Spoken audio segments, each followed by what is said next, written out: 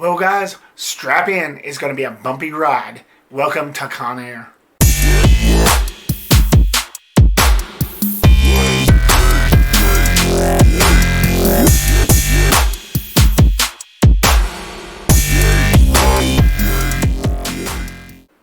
What's going on, guys, and welcome back to the Reptastic, where movies and entertainment is always our reputation. So Con Air was released in 1997. It was directed by Simon West and stars Nicolas Cage, John Malkovich, and John Cusack. And it follows the story of an ex-con and former U.S. Ranger Cameron Poe, who after serving 7 to 10 years in prison for self-defense, is released, after which the transport plane he gets on is taken over by cons. This is actually one of those movies I praise a lot. A lot of good could be said about it, so naturally, let's get into the positives of Con Air. The story, it was really emotional, it was really powerful, it was a great story. It's basically about this guy who unfortunately always gets in the wrong places at the wrong time. After he serves all those years being in prison just for self-defending him and his wife, it's just uncanny that and unfortunate that once he gets transported and on the way home to see his little girl, which he's not seen yet since he's been incarcerated, gets taken over by these cons. So he has to play the hero. There's one moment where as soon as that happens, he does a sigh of dismay. And it's like, can I ever catch a break? So you got to really feel sorry for this guy. But it was a really powerful story. It was very, very emotional, and it was high stakes all the way. It's very visceral with a dash of heart and emotion. Let's talk characters. They were great. You got Nicolas Cage, who plays the antagonist. He's really good in this film. I think this is where he really shined.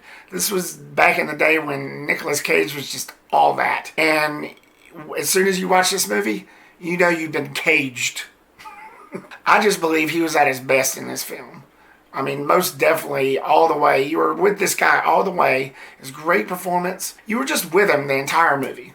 I mean, you bought him all the way as a hero. He throws out all the stereotypes as being a hero of an action film of this magnitude. And you got John Cusack, he plays a pretty decent part. He plays the U.S. Marshal who's trying to get to the bottom of everything. He owns the plane that these convicts are taking over, and he's like always trying to help out and stuff, and I think he's a pretty good actor. John Malkovich, who plays the head con, the head villain. Ooh, he was evil. I believe this guy could play any part. And when he played the villain in this, oh man. He plays a guy named Cyrus the Virus. Catchy name, isn't it?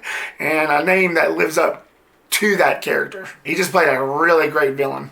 You want to be scared of this guy. You want to take this guy seriously, that's for sure. He doesn't play around. And then you got Steve Buscemi. I have to talk about this character a little bit.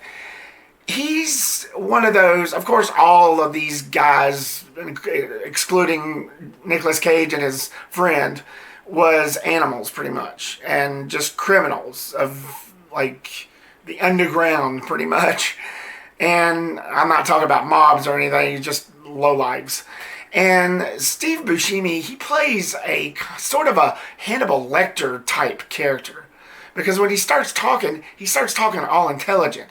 But in context, you get a little backstory on what his murders was like. They don't really say that much about cannibalism, which is what Hannibal Lecter did. But he talks like Hannibal Lecter. And he's kind of crazy like him. So he sent out that kind of vibe. And I thought he did a really good job on that. I mean, he's sort of small potatoes. He doesn't really show up until way later on in the film. But I like the way he portrayed that character. There was this one scene that kind of got me worried, but at the same time, it was a very tense feeling between him and this little girl. When the plane sort of crashed and they were trying to get fuel. And it was this really intense scene. I've got to tell you, even with everything going on that end of the scene between Buscemi and this little girl really got to me, because I was thinking that, without giving anything away, of course this came out like 22 years ago, so you must have seen it, but I was really worried that he was going to do something to that girl. But thankfully, he didn't. So yeah, and it's scenes like that in a movie like this that really works, that you really want to get your blood pumping in an action film. And it adds that edge of your seat type feel. It was just a very tense scene within a scene. And even with that, all the action going on in the background with Nicolas Cage trying to find the insulin for his best friend and trying to get out of the line of fire, and John Cusack doing his thing and John Malkovich doing his thing. It's just crazy all around. Speaking of which, I've got to talk about the action. It was great. The action sequences was just phenomenal. You couldn't get any more perfect than how they did the scenes in this, how they did the action scenes, the explosions, the shot by shot, camera angle by camera angle. It's just amazing. The slow motion captures when Nicolas Cage almost got hit in that gas station by that one plane, and it's just edge of your seat pretty much, which made the look and feel of this film really excellent. David Tattersall lit it up really good. I mean, it wasn't as fancy as Torque, as much as I didn't really like that movie. That one was lit up a little better, but still, for this movie, David Tattersall really did it justice in terms of lighting and coloring and textures. And it really made the movie feel more at home of what it was trying to tell. And the direction was wonderful. Simon West, who did one of my favorite Expendables movie, which is Expendables 2, did an amazing job on this film. I don't really see much of him. I don't really see much of his work. This film and Expendables 2 is the only one I actually own. There's one other movie that starred Jason Statham that he did that I didn't really like. It was stale and it was dull. And I don't know what happened. It's called Wild Card, which he also directed.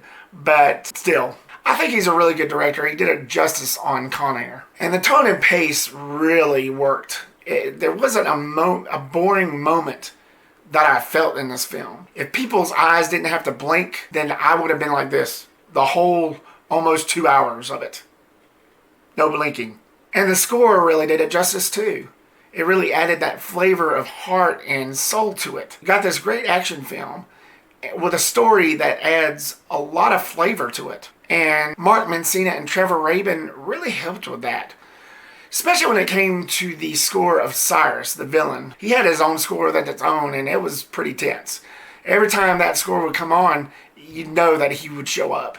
It was his own personal score for John Malkovich's character, and it was pretty cool. Plus, you got, and this is what kind of added, and I forget the artist's name, but How Do I Feel Without You, which was played at the beginning and at the end, which really added to it too. This movie is pretty much the poster child for action. Are there others out there like that? Yes. But this film really did it justice in terms of substance, heart, and tenseness. And honestly, guys, I don't think there's a negative thing I can say about this. Con Air is every action fan's dream. From an all-star cast to edge-of-your-seat action, this is for you. It's Reptastic. So, Con Air, have you seen it yet? You must have. What did you think of it? Did you like the action? Did you like the story? Did you like how it was presented? Or have you seen better? Leave me your comment down below and give me your thoughts. Stay tuned for more videos and reviews coming soon. Like, subscribe, and comment if you haven't already. And I'll see you on the next one. Peace the rip out.